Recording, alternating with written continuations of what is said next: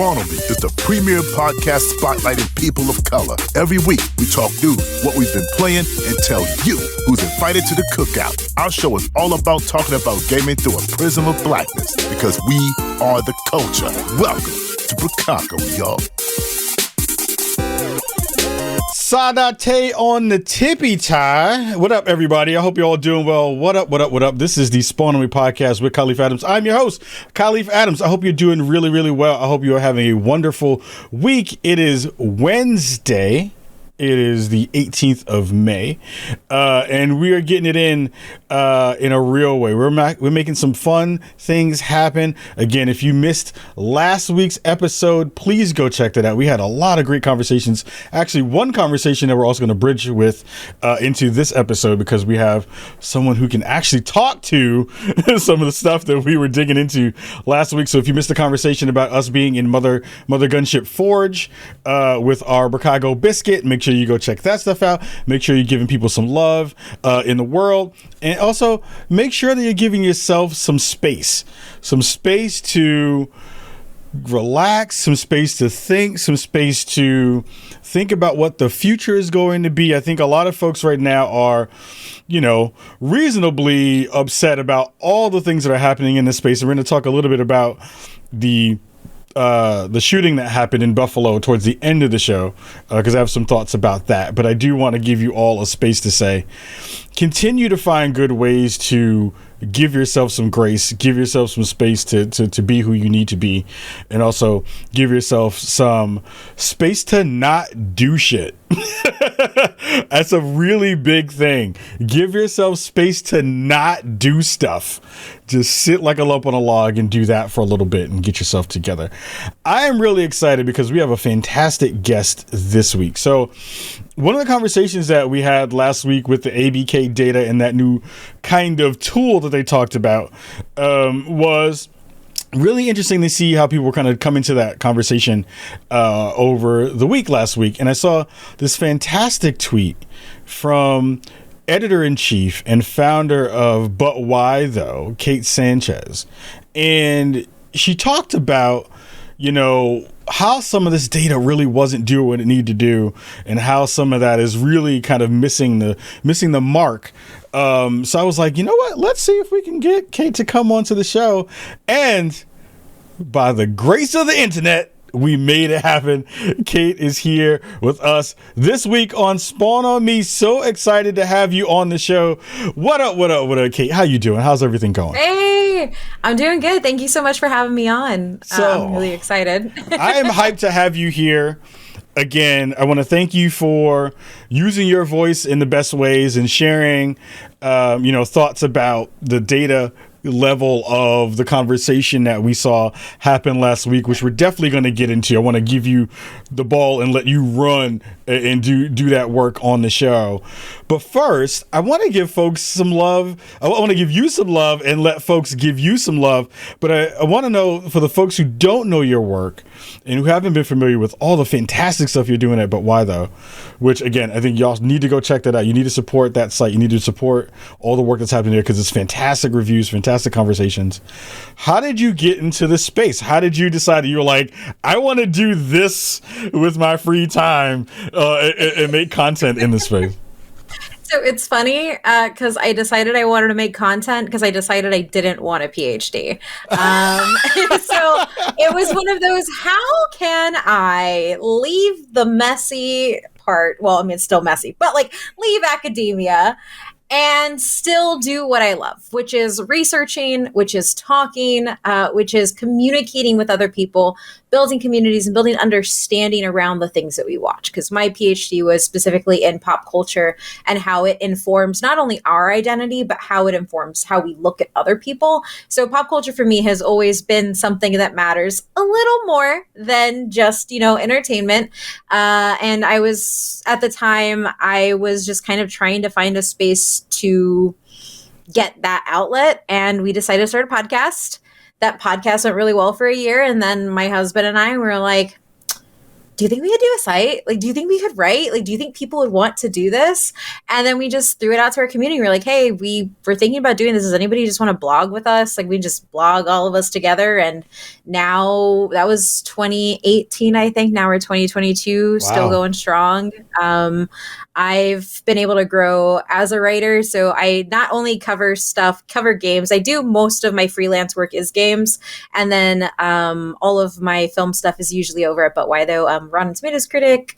I've helped other people get Rotten Tomatoes. Like we're just over here doing work in our little corner of the internet and hoping that it makes an impact in some folks' lives. So it was super cool because I love like when I get to see like when I do the research for the show and get a chance to kind of look into some of the work that happens when we bring on guests. I was like, it is not easy to be one of the folks who is in that mix, who are in that Rotten Tomatoes mix. It is not easy to be in that space, in the kind of Texas critic circle, all those places that you reside and do all that fantastic work. So again, I have to give you massive props and give you massive amounts of love because I think we need more of us in those spaces to have those levels of a critical eye towards the media that we consume.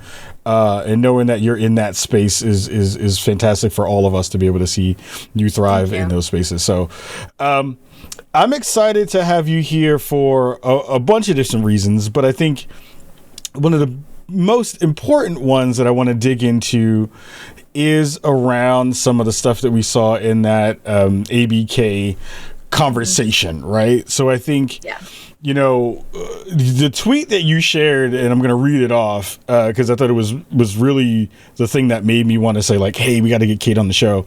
And you said, and I quote, "The diversity study everyone quotes for diversity of gaming characters is bad, like very bad.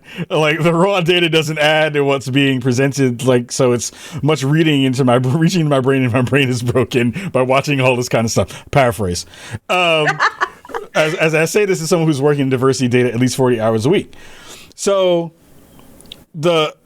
I want to dig into a couple of different layers. So the first layer is when you went and saw the kind of work that was happening in that tool, in the way it was presented. Again, I think most of the conversations that we saw during that week, or at least last week, a lot of that stuff was kind of incomplete because none of us have access to that tool.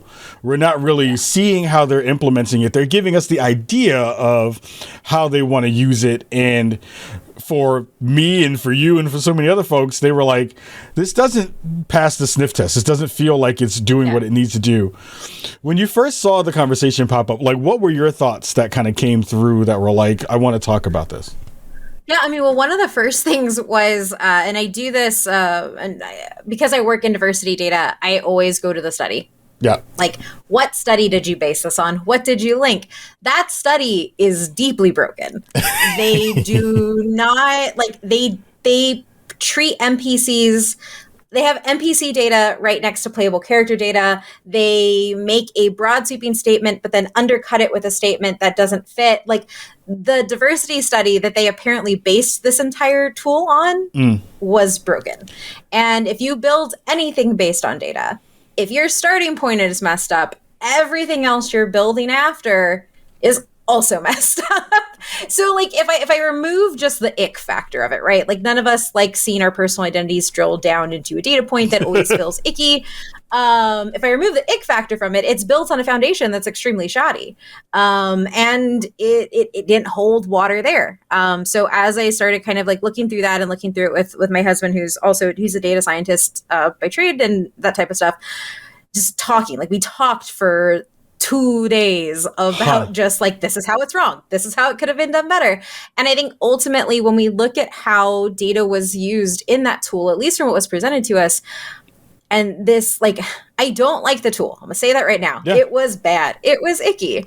However, data has a large place in DEI. It has to, because you cannot move the needle if you cannot measure where that needle was and where it is going. And I think that has been my largest issue with the conversation that has kind of evolved around it, is the idea that data shouldn't have a place in diversity, equity, inclusion, and that data shouldn't drive things. There are multiple factors going on. Like, yes, being in a capitalist system, sometimes I have to do 3 data projects to move the needle instead of just one, which is probably all that I needed.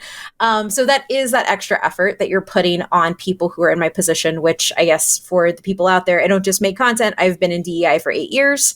I started in DEI creating a hate crimes database to then write a white paper to influence legislation in Texas. And then I moved to tech. So like my head has been in this space for a long time. It would be really easy to say, if I went to a hiring manager, because I work specifically on the recruiting side, so I'm the one having the conversations to diversify organizations. It is easy to say, hey, hiring manager, this thing is racist. And it's true. Like 90% of my job is knowing that I am right and then having to do an enormous amount of legwork to tell them why only wanting MIT grads is racist, right? Like, and what I think got missed, and it's what scares me the most about the ABK stuff, is how diversity got talked about by everybody who was viewing the tool. Yeah. And I worry that because it was such a volatile reaction, and I'm not saying it wasn't valid, but because it's what it was, that now people in the space are going to stop trying to make any sort of improvements. Because yeah, I get it. The tool was icky. It wasn't great. They were proud of it. They shouldn't have been. Because you know what? You probably need some brown and black folks in there to tell you that this is wrong. Yep. That's a lot of what my job is. Looking at diversity strategies. Like, hey, you shouldn't do that. Or at least understand the optics behind it. But when you have something so visible, crash and burn, it does get harder for the people like me in this space, because now that keeps that capitalist wheel going and us getting crushed underneath it, because now nothing. And this isn't saying you can't critique it. Yeah. It's about understanding what you're critiquing about it. You're critiquing, like for me, I am critiquing the fact that you can't whittle down experiences into one piece. You can't necessarily, like, those aren't data points. What is a data point is saying, hey, of the 20 games that we have published in the last 7 years, 60% have been white protagonists, 40% have been male protagonists, like giving those blocks and then going to your team and saying, as an aspirational goal, if we publish 2 games, we need to make sure that we have a baseline of where we should be aspiring for the number of characters included. And I know that may also sound icky to some people, but that's what needs to be done. It's what has to be done in the hiring side as well. Because if you do not go in with an aspiration, not a quota, an aspiration, you are winding up in a space where you don't know where that needle needs to go. And if you don't have a place you can measure, you're never going to hit it. And it's just going to be pushing a boulder up a hill more than it already is. My God, I want to hug you so much right now, because I think that's the stuff that really frustrates me, right? Like, we see the scuttlebutt, we see the thing happen, we see the scuttlebutt, which instantly is super reactionary. And that super reactionary level, I think, does so much of a disservice to a lot of the folks who are doing the work that you and I do. Like, I was working in D&I for like half of my work in one layer at one job, and then when I was working at Riot, I was doing that as my full-time job, but for a truncated space. But again, like, if you've been doing the work for a while, like, you know the things that, you know, the potholes that you have to avoid. And I think it's one of those things that when you think about like corporate social responsibility folks who work at jobs, right? Yep. Those folks are like slivers of also the DEI pie too, that also have to figure out, again, how do you get higher ups who are automatically and already trying to slash your budget, not give you resources, and also, like you said, we know what needs to happen in these spaces, but in DEI, it is always this fight of trying to validate the work and validate the reasons why this stuff is here. So thank you for saying that, because I think that's the thing that, like, was driving me nuts during the week. I was like, it's this weird push and pull. So, and tell me how you feel about this, where like you said, we want to be able to critique the stuff that's happening, because I think that public critique does give a company a space to say, oh, wait a minute, maybe we need to pause for a second and do some other stuff. But it can also have the other, other layer of it that winds up saying, well, if we are trying, and this is the thing, tell me if this is a thing you've heard a lot. We are trying our best to do this right, but we also, as soon as we get our hands slapped publicly, all of that energy is like, well, why if everyone hates this, why would we do it? Right?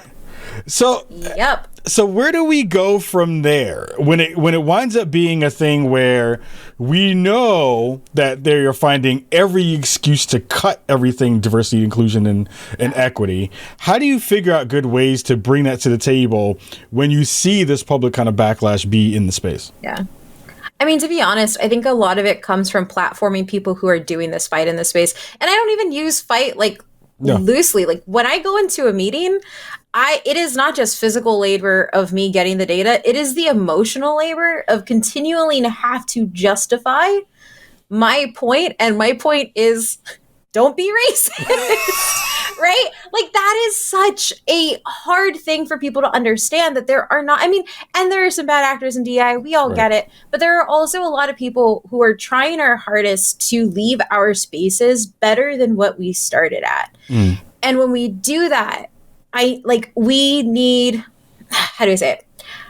Instead of just listening to a random game journalist who has opinions and feelings on something, but doesn't actually work in the DEI space, how about you platform somebody who is having to do the hard work there? Instead of having a freelancer talk about how icky it made them feel, how about you do an interview with somebody working at DEI at another company? Do an interview with somebody who is working in DEI in here. Ask how this is actually going to impact the people's whose jobs this is. And one of the other things, and I can understand why that's harder in gaming, is the majority of gaming DEI places, they push that all out to consultants at Deloitte and consultants at other places, because they're not doing the work of building DEI departments in what they're doing, or they are taking leaders of ERGs and then putting them in a DEI position and asking them to do more work. And if you don't know what an ERG is, it's essentially a community within your organization, like Black at Xbox, that type of stuff.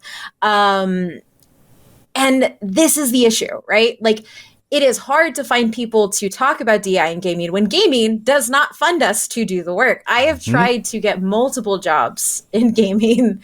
I'm not taking that big of a pay cut and ruining my life. I apologize. I care about the space. I will just move it forward in my consulting work that I do.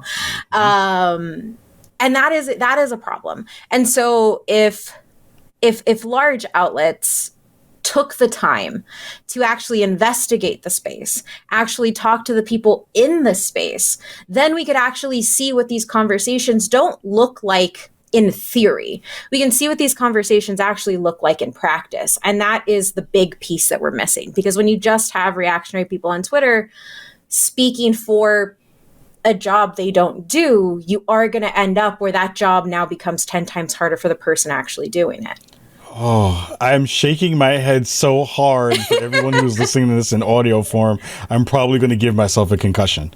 It is so refreshing to hear you say that, because it is exactly what I'm thinking all the time of, in so many different facets that we have within the space. It feels like there are also not only folks who have the loudest voice who don't have any idea of what the work looks like, but also so many folks, because of the space, are like, well, that has to be the answer. And I'm like, have you lived enough to make that decision? Have you worked enough in those spaces? Like for me, there are two things that really tweak me in that way. One is the conversation about diversity, inclusion, and equity, and how so many people talk out of their ass and don't really necessarily know how the work actually happens. Yes. And to a certain extent, the conversation around unionization. And I've said, I'm super pro union. I did 10 years at a union as a help desk guy, and I loved my time there. I understand all that stuff that's in that space, but I also know that you can be corrupted within a union just as easily as you can in any other job or any other kind of version of that. Money is a thing that drives so many different conversations that when you move it out of not just capitalistic conversations, it just fucks with people. And you have to understand that those are things that changes the way that conversations move. One of the things that I really wanted to dig into with you also is I loved how you talked about bad data versus good data. And I think one of the things that we saw in the ABK conversation was not only, I see a spider chart and spider charts give me, gout. So bad. They're bad. Like, why? Like, they're dumb. They just don't make sense. It's not a thing that humans absorb and are like, that makes sense. But besides that, tell me how hard it is, or at least let me back up a step. Not how hard it is. What are you seeing as a kind of throughput or through line when you're seeing a lot of the conversations around the data that people are pulling into what is supposed to be driving more equitable spaces and even if you just want to dig into like character creation and production, are you seeing any through lines that are just like, oh man, we're thinking about this in such a wrong way that there is some space to kind of see some corrective measures happen? I mean, it's hard. The hardest thing about any data set in gaming is such a young industry. And I know some people see red when you say that, but it is. Mm-hmm. And what happens when you're dealing with an industry that already gives you such a small sample of data is it makes you have to go further back to get more data points. And when you go further back, it doesn't matter. Essentially, because we've already moved past it. Like, your data should be no longer than 10-year chunks. It should be within 5 years is the best way. But if you need it to be longer, be 10. If you go past 10, you're getting into way too old territory, especially in a digital world and in a tech space that is dealing with evolving product that looks way different than what it did back then. So when that's like the first hurdle you have to jump. Now you have to use the data that you have. So there's really no way to correct that other than to be cognizant of it.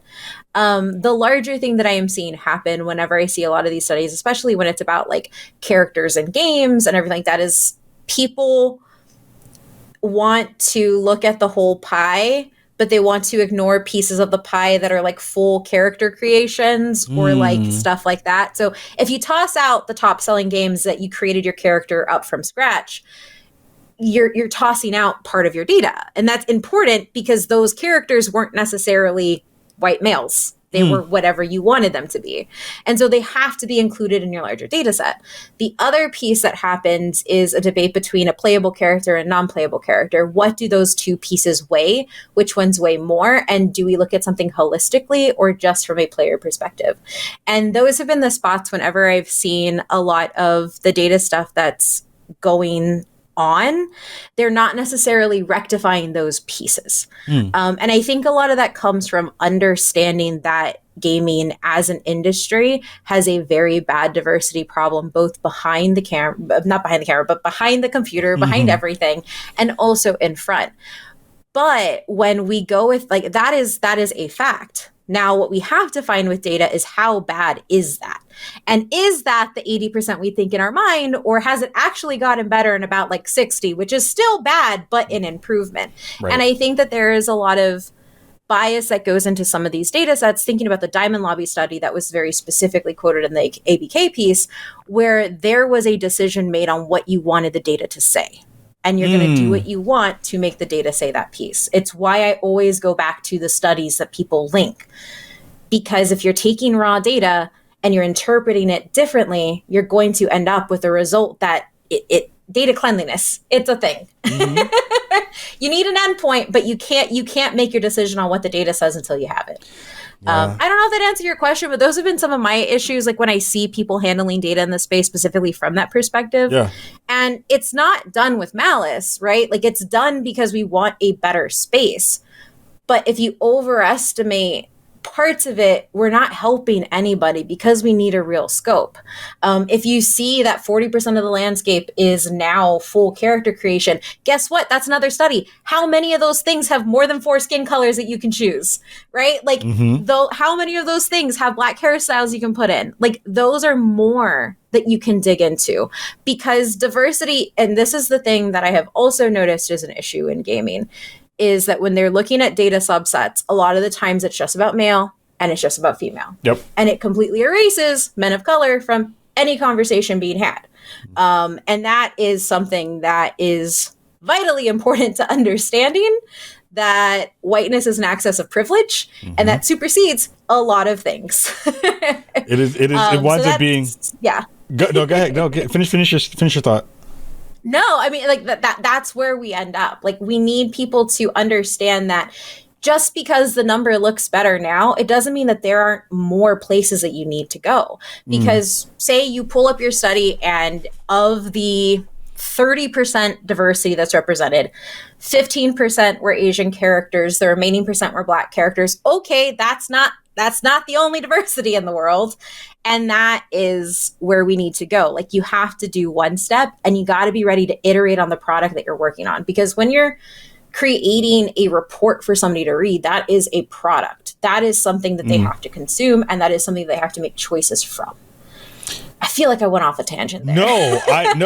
When we talked about this before the show, I was like, I'm gonna let you run, because again, it's fascinating, and I think what I am hoping for folks who are listening to us have this conversation today is to understand, like, all of those layers. And I think when you are doing the work, you need every arrow in your quiver to be able to make the case for why we're moving forward.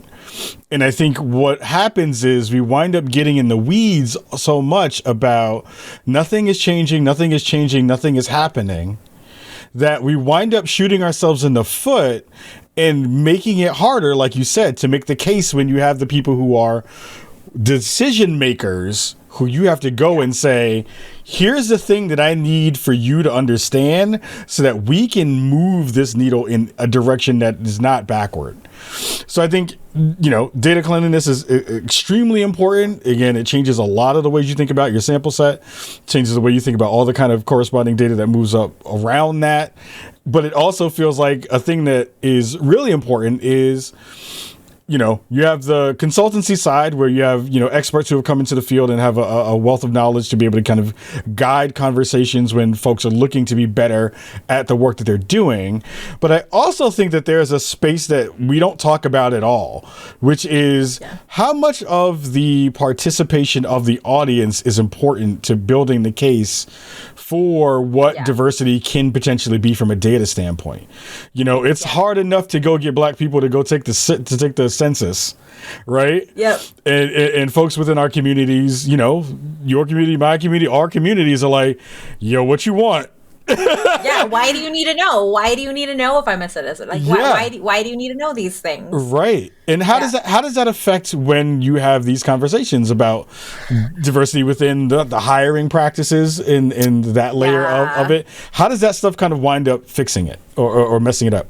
Gosh, I mean, to be honest, that's the largest issue. Working in hiring in any capacity, not directly my company, but just working in general, you do not have to answer an EEO survey. You don't have to say what you are. And a lot of people have been taught to do that. I mean, I was taught not to put that I was Latina. I was also taught not to check Indigenous. I was taught to check white. Like, that was ingrained in me, because if you put yourself as that piece, you want to put yourself as the least discriminated against piece. So you just don't report.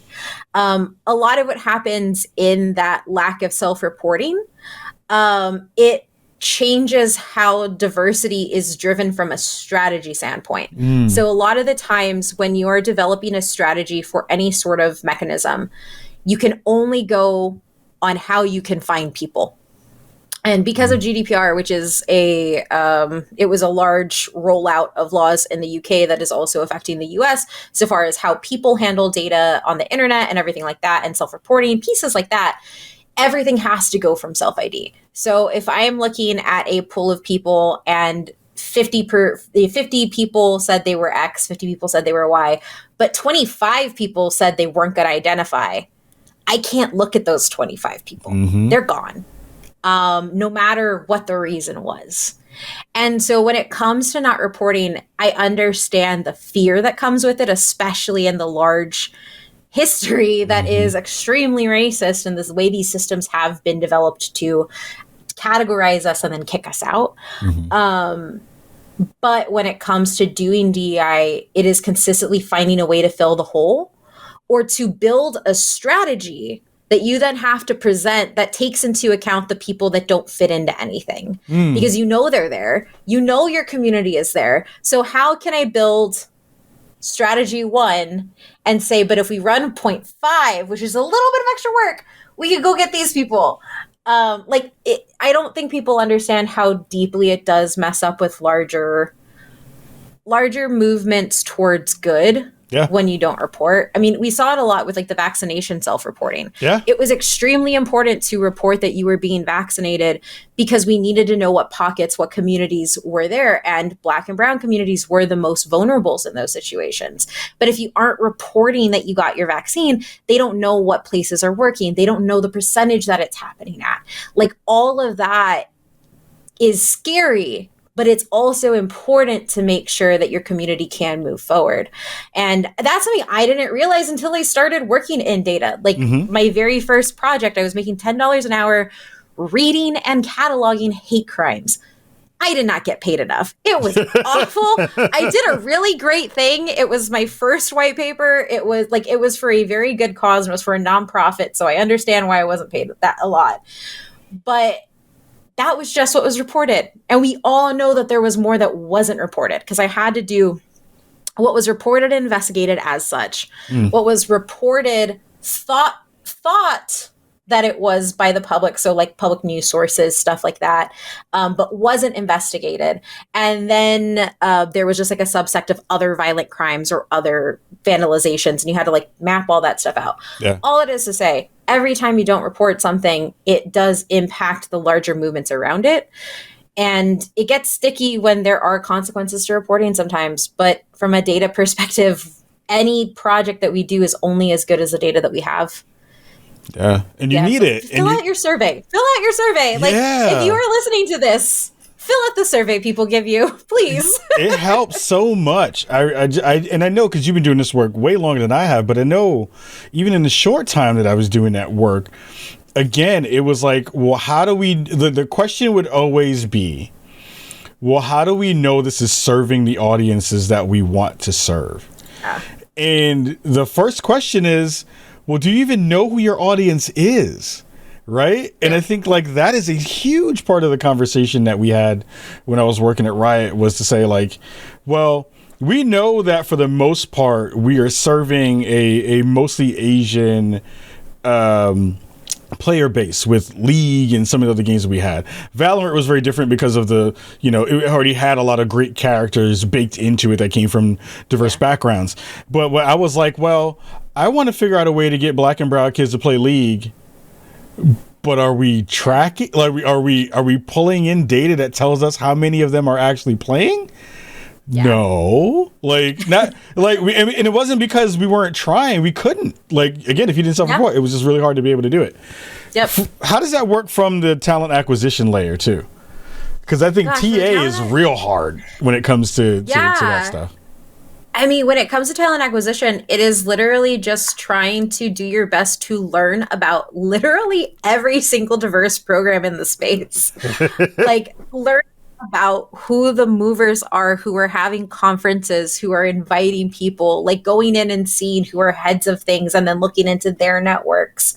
Like a lot of talent acquisition, and you can't really do it at scale, but you can do it in like a leadership level, is like just going in and trying to dig as deep as you can into the pockets that you know are there. But what that does is it kind of creates an undue burden on talent to be a part of professional organizations, to do more pieces. So it's not foolproof, but it is just using what you have available to kind of drill in and search for talent in those areas. It's one of the reasons that I really do advocate, especially Black and brown folks, to give your resumes to organizations. Give your pay the $10 to give your resume to an organization to then put it out there, because companies, large tech companies especially, are buying resume books from diverse professional orgs because they do not know where to find talent, and they do know that they have to go find talent because the talent is there. They have just been incredibly white for so long that they fund entire DEI things to show them where talent is. Yeah. Like I mean, I've been working in diversity data and census data for a while now. And I mean, it breaks your brain with how tedious it is and how much there is when it comes to like the data set wise, but it is all necessary. And I think that that's something that I really want people to understand. And I don't want the ABK stuff to undermine is that we need data points to start, because if you don't know where you started, there is absolutely no way you can get better. It was funny. I was talking to a friend about this, and he was like, yeah, people just need to realize DNI isn't just vibes. I was like, yeah, it's not. It's actual analysis and data collection and arguments, like, and a lot of Twitter thinks it's just vibes. Oh my God, that's the best quote of all time. DNI is not just vibes. I think that that's what it is too, right? And I think that that's the thing that gets missed within our gaming spaces. And it feels like there's a mix up now where we're now at this really interesting pivot point within the industry, right? You have a lot of the old heads who have been fighting that fight and pushing that rock up the hill for so long that, let's be honest, a lot of them are tired and a lot of them are, kind of like not done, but they're like, man, we've been trying to do this so long. Maybe I'm going to pivot out of games in this spot, right?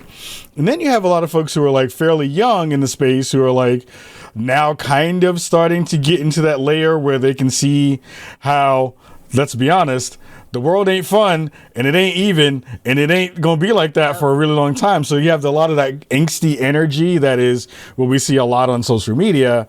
And then you have the folks like, I think like us, who are in that middle ground, who are like trying to figure out all the ways that we can have an impact with the work that we wind up doing, both inside, it behind the closed door and in the media space, right? Yeah. And it winds up being really hard because it is so much about feels now that it winds up taking so much of the rug underneath. And tell me how you feel about this, because I think this is also important. Not even the fact that it takes the rug out of the movement, but it also undermines the work in a way that is public, in a way that's like, you actually don't have as much value if you are not the person who is screaming in social about it. Knowing that that's not the way that the work actually gets done. How are your thoughts about kind of how some of that kind of works? Man, it hurts. Yeah, it hurts. And obviously, I'm not doing this work in the game space, which is like another problem. Games refuses to pay talent that they need to pay to come in and fix their shit. Yeah, they won't pay it. Yeah, and that is a problem. Like, if you are in a way to set budgets, up your DEI budget, because what you have isn't enough. But the big thing for me is whenever I see that stuff, like you'll see people complaining about how long it's taking, or how they didn't make a big enough donation, or why isn't this happening right away? And I get it, from a visceral reaction, from a feeling that injustice needs to be corrected. I understand it deeply. Like, I feel it in my bones, and I feel it when I'm in those meetings telling people to fix their stuff. The hard thing is when you are actually in it, there are things called laws and compliance. And you can't just boot people. And you have as much as you want to. You can't unless you're in an at-will state. Yeah. And a lot of foreign countries don't have at-will employment. You can't just go and data mine to get certain pieces and then use it, because race data is rightfully extremely protected in the United States. Because, hey, history of racist systems. And what people need to understand is that that needle does not move the week after something was reported. Yeah. And it sucks and it hurts. But also, try being the person in the room who has to keep having that conversation week after week after week, because it should be simple. It isn't. And so a little empathy for the people who are doing the work would go a long way. And I understand, like, Twitter is the place you tweet off a little thought, you get your feelings out. I do it too. But I just wish there was a larger understanding. And I think it affects me more when I see people who are in a position of disseminating information, especially journalists, especially games journalists, when they are reacting to stuff. There has to be an understanding that people trust you as a source. And so maybe take the time to understand the levers that went into making that choice that you are mad is happening in 2 months and not one. Like, I think that DEI is something that people, how do I say this? DEI should be easy. It should be easy for people to agree that everybody has the basic rights and we have the same equity, where it should be easy. It isn't. And I think what happens when you have, especially people who are very fed up with the way everything is, they want it to be easy. And if you have to reckon with the fact that it isn't, and that's the reason these positions are created, it gets hard to keep pushing that fight in whatever space that you're in. And I just want people to understand that, like, we're doing it too. We have to abide by laws.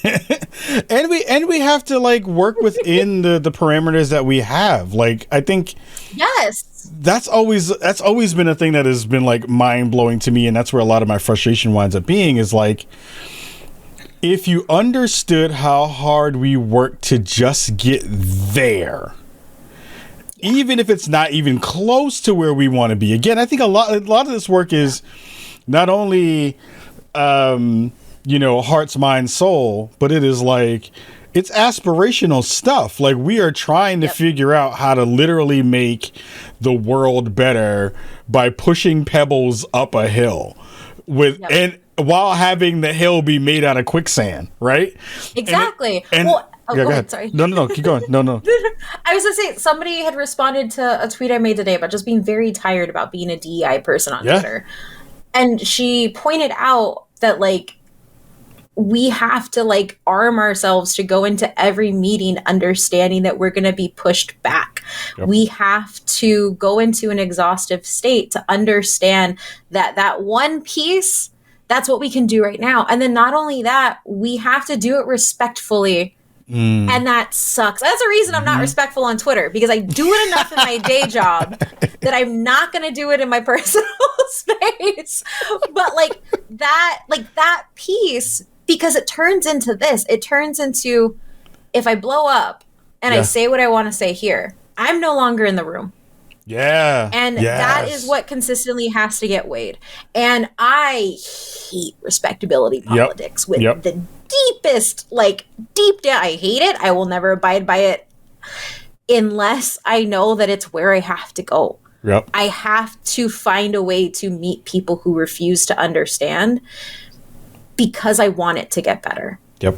And that in a professional space, that is very different than political movement online and your personal time. So I'm in no way advocating that. But personally, that's the piece I think a lot of people don't realize. The constant code switching, the constant arguing, and the constant needing to have your argument, do the work and data to back up the argument, and then also make sure that you don't say that argument too loudly so that the person in front of you doesn't check out. Yes. Oh my God. Yes. And you have to then figure out of, like, if I blow up, did I just ruin all the work that I did, all the work that all the other folks who care about this work did around me? Yep. Did I undermine the stuff that everyone in my ERG has been fighting for the time before I even got to this job? Like, there are so many layers of the conversation that I really don't think people who are popping off on social understand how it works. And the thing that bugs me is, like, there are folks who are in the space who have had some layers of that work, but they still champion it and rah the folks who are just loud for no reason. Yep. And I'm like, come on, y'all. Like, when you wind up doing that, you forget that all of us have been in the struggle since birth anyway.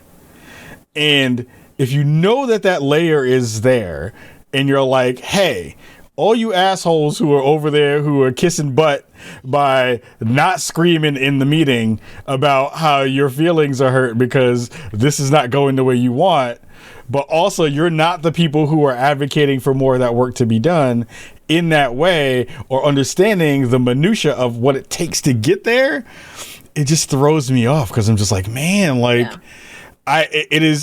folks who are in that kind of DEI space, folks who are in that CSR space, that corporate social responsibility space, I give them nothing but love because I'm just like, it is such a hard job when you're fighting inside and outside at the same time, all the time. Yeah.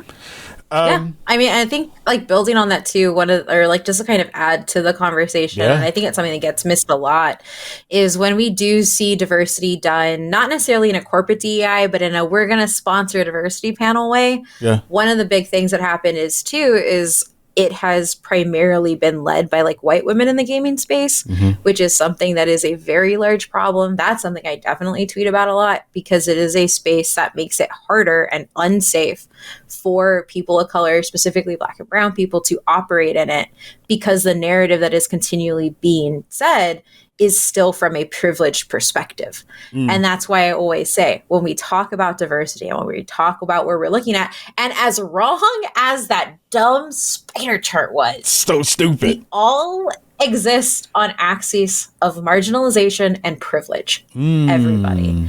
And if you can't reckon with that, you are never going to actually find a way to make sure that the people who are the most vulnerable are being raised up to speak. And that happened so much in gaming. So much. And I get it. Women face a lot of stuff in gaming. I get it.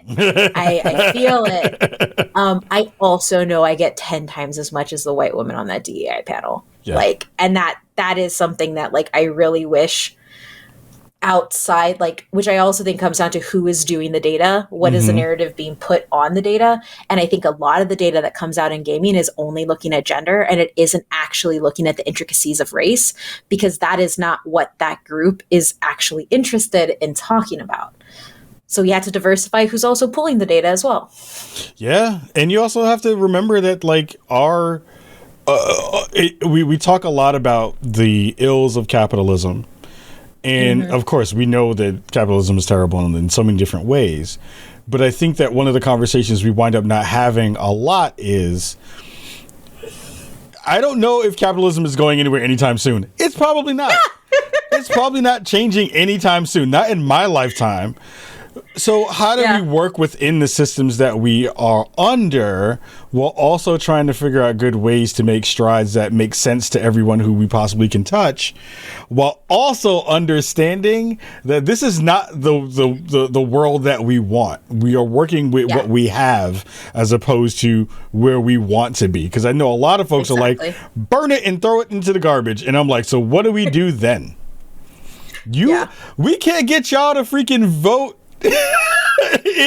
on who's gonna win freaking American Idol. Like, we can't get you to figure out like what was the best version of Silent Hill, and you're like, we are gonna throw away every system that we have started from scratch without anything underneath it. Yeah. Well, and I think that's the other thing too, is like, if we weren't in late stage capitalism where everything is owned by one company most of the time, you could do small movements that push in a larger thing outside of it, and in a lot of way that can still be done.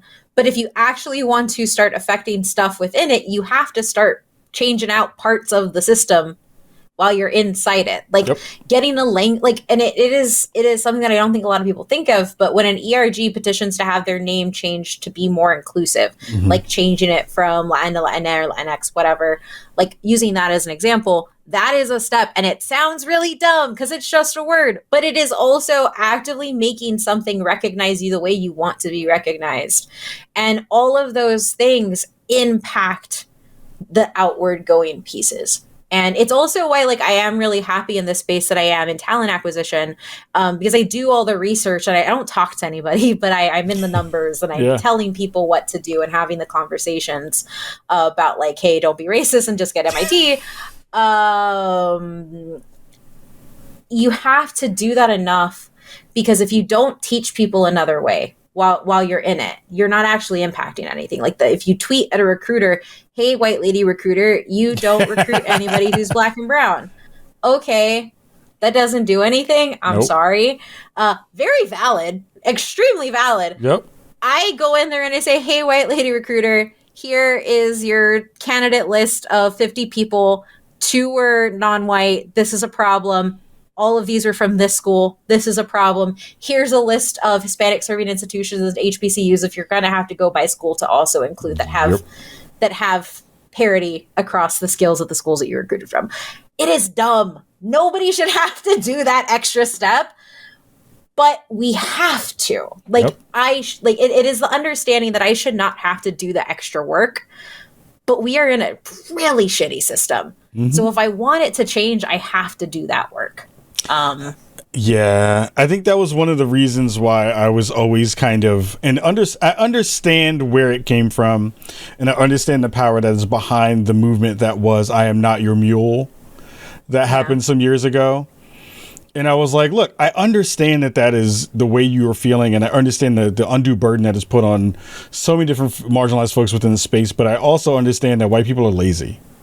And I also understand that the conversation is lazy, and that we're still in, for the most part, God knows how many years since the civil rights movement was started, we're still having 101 conversations with white people about racism. And sadly, we have to wind up continuing to do that extra work to advocate for ourselves in that weird way, which sucks. Yeah. But it's a part of the burden, and I hate it. I don't like it. It pisses me off all the time. But I also know that, like, if I want things to move, I have to do that work too. But before we pivot, because I want to ask you stuff that's fun, other fun stuff. I want to ask you about fun stuff. What's the one thing that you have seen so far, or, you know, because I want to end on a win, at least this part of this conversation. Are there any wins that are being gotten right now at this moment that you can kind of see? Is there anything that you're seeing in the work you're doing or seeing within the gaming space that you're like, this is nice to see this is moving in a potentially good direction? In the work that I'm doing, I would say, and it's not going to matter to anybody else. It matters to me deeply. I am getting people to look in the South and the Southwest for talent. And it sounds small, but when we look at population density in the United States based on census data, the majority of both Black and brown populations are in the South and the Southwest. A lot of those pockets, the way they are, they get honestly, because of a lot of stereotypes that come with the South, that come with the Southwest, that make people think that does not have good talent there because they're not the coasts. And for me, a big piece was, well, if we keep focusing on just diversity orgs and stuff like that, it's an undue burden on an applicant to have to do the extra steps. Why don't we go to them? And so for me, it's getting people to realize, especially with the rise of remote work, like remote work is really the win here. Remote work in the gaming industry, remote work in the tech industry. Remote work allows us to naturally diversify because we're not only looking in highly gentrified cities that you already have to have enough money to live in. So that's a win. Like remote work across gaming and tech ultimately, I think it is a wide open door. We just now need to have companies walk through it and continue to walk through it, which I think I'm seeing a lot more. Yeah, that would be my win. That's great. No, that's great. And I think that is extremely important when it comes to, you know, a lot of the conversations we see in the gaming space when people are like, well, there's no Black and brown people here. There's no Latinx people who are in here. There's none of these folks who are in these spaces. And I'm like, do you know how much it costs to move cross country? To go work in the Bay and leave your family and all your support systems and all that stuff? Remote work, like you said, is the way. And if most folks would just adopt it and really, you know, do a comprehensive version of it, we would see a huge uptick in who we see as new candidates moving into a lot of these positions in a lot of these studios. Exactly. So I rock with you on that. Again, you are brilliant. I think that stuff is dope to be able to hear. I need more folks like you in the space to say that shit loud and proud. Oh, thank you. Because that's the stuff that I'm like, yeah, sweet Lord Jesus. I need someone to say all this stuff in a real way. Before we let you go, I want to hear about what you've been playing. I know you did a great review of the Evil Dead game that was out there. What other stuff are you playing that you're excited about, or stuff down the road you're excited for? I mean, one, obvious, like, I love Evil Dead. It's great. But Final Fantasy 14. And the reason I am going to bring it up is because never in my life have I stuck with a game long enough and been invested enough to make it to end gamed content to where I have a weekly routine. And me and my husband have that in Final Fantasy 14. And it makes me very happy because I've been on and off MMOs for so long. And Final Fantasy 14 is that one MMO that just has my soul. So I really appreciate the making sure we do all of our stuff before everything resets and like grinding stuff out. Like it's a nice feeling. I feel like I'm a part of the in crowd now. I get to do end game content. I love I was the right level for a patch. Like, that's great. It's always that kind of stuff. It's like, am I ready yet to do this stuff? Yes. I guess so. I think I'm kind of ready to do it. Oh my God. Oh, Kate, you are brilliant. I had such a blast having you on the show. You, again, I think when I think of like the future of the space, like you're one of the folks I think of. I think you do such good work, so thoughtful and really well done. And I love the site. Give the folks at home all your info that you can share about where folks can check out more of your work. They want to check out more stuff you're doing. The floor is yours. You can find me mostly on Twitter at ohmymythrandir. That's Lord of the Rings reference. Sorry, it's very long. But if you want to see my site and read all of our awesome work, you should follow us on everything at BUTWHYTHOPC on all social media. And we have a really great Discord where we talk about everything as it happens. So movies, TV, games. Currently, we've discovered the 90 Day Fiancé extended universe that exists, and we are all just watching that together for random trash nights to decompress after hard days at work. And that is at discord.gg/butwhytho, BUTWHYTHO. But yeah, those are the things. I may need to jump into Discord just so I can get my trash viewing on. Yes, it's so good, man. I don't know why, but I live here. I live in trash. It's very warm. That's fine. Everybody at home, we're about to let Kate go. But again, go make sure you check out her work and the rest of the team's work.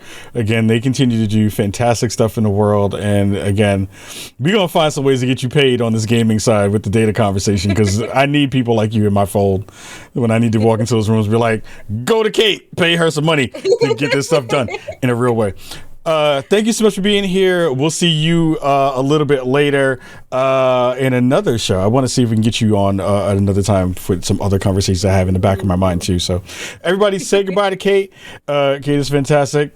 We're going to take a quick break right after this, and we're going to go hang out, take a quick ad break. You go grab some water. And everyone, please go make sure you're checking out Kate's work. Kate is brilliant and fantastic, so make sure you're going to do that. We'll be right back after this